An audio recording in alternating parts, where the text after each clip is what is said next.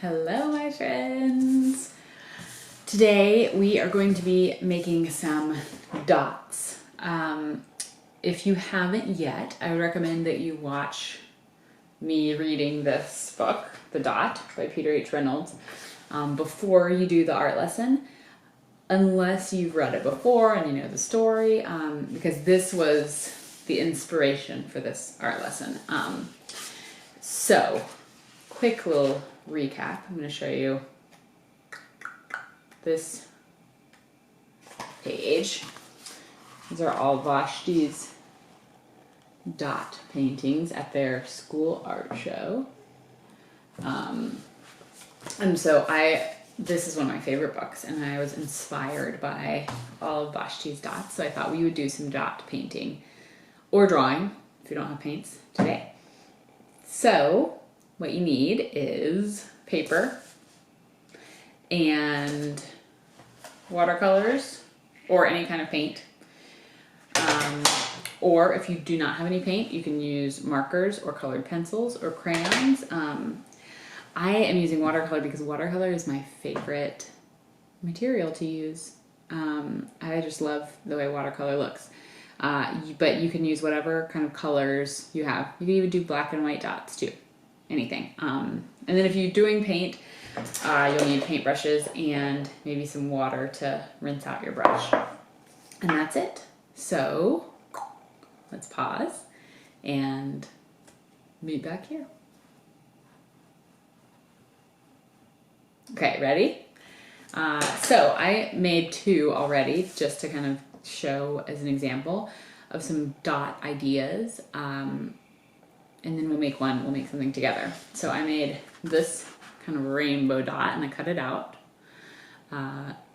I just used my watercolors and did a red dot and then a line of orange, yellow, green, blue, purple all around it.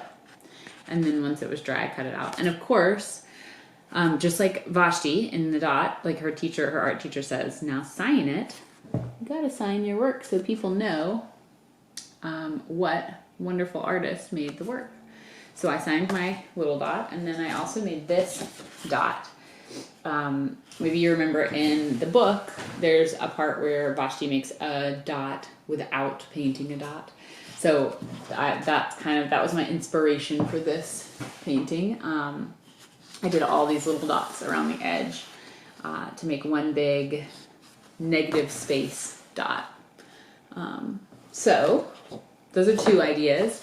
I'm going to do something kind of similar to this one to just kind of show you now, and then I hope that you'll show me your different dots that you make. Maybe we can make like some sort of gallery. I can make a gallery of all of our dots. Okay, so I'm going to get my brush a little wet and dip it in the paint. And then for this one, I'm going to do some bigger dots. Because that one, this negative space dot painting took a while. I was painting for a long time, which was very nice, but you guys don't have to watch me paint for 30 minutes. Might get a little boring.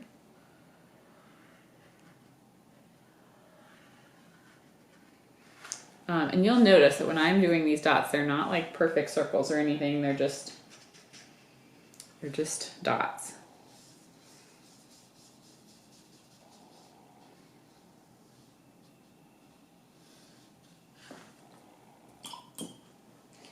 And I'm going to use all different colors for this one. For that first one, I used I used only cool colors, which I kind of like the look of. But for this one, I'm going to go full rainbow.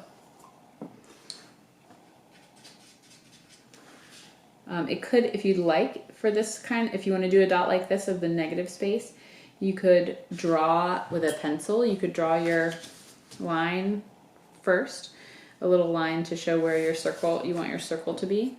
That definitely can make it a little easier. I did not do that, so I'm just kind of having to eyeball it and kind of imagining that I can see a dot here in the middle, or a circle.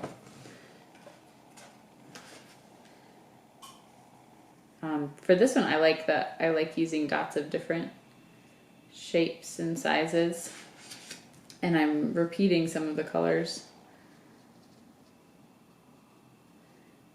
It just kind of gives it a little more, it makes it a little more interesting to not have it all be the same.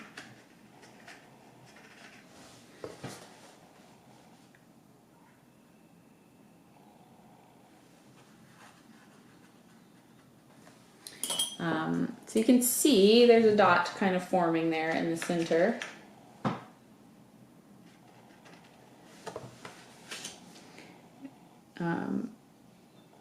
Almost there.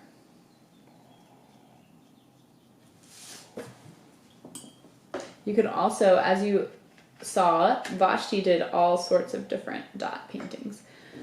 She did giant ones, she did tiny ones, she did some that were just like one big dot in the middle of the paper.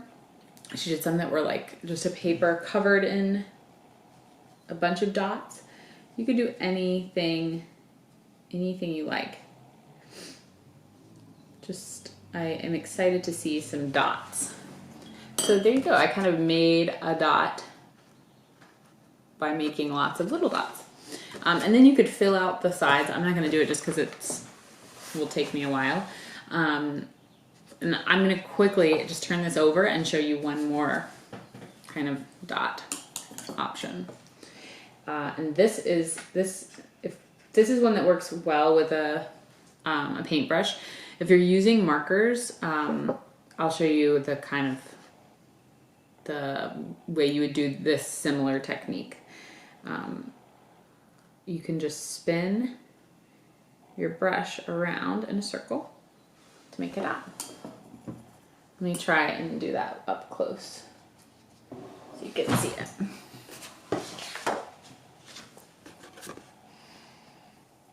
So you lay your brush down on its side, and then I'm just twisting the brush with my fingers. And there's a dot. So you could cover your whole page with those twisty dots. And you can experiment with this. You can try moving your brush around in different ways and see what kind of shapes or dots it might make. There you go. And then if you want to just do dots all over your page with a marker,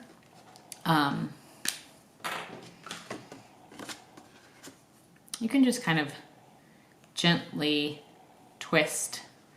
It's a much smaller dot, but it does kind of the same thing, and it doesn't hurt your marker. So if you're jabbing like this to make your dots, eventually the tip of your marker is going to get worn out, where it doesn't work very well anymore. So I wouldn't recommend doing that.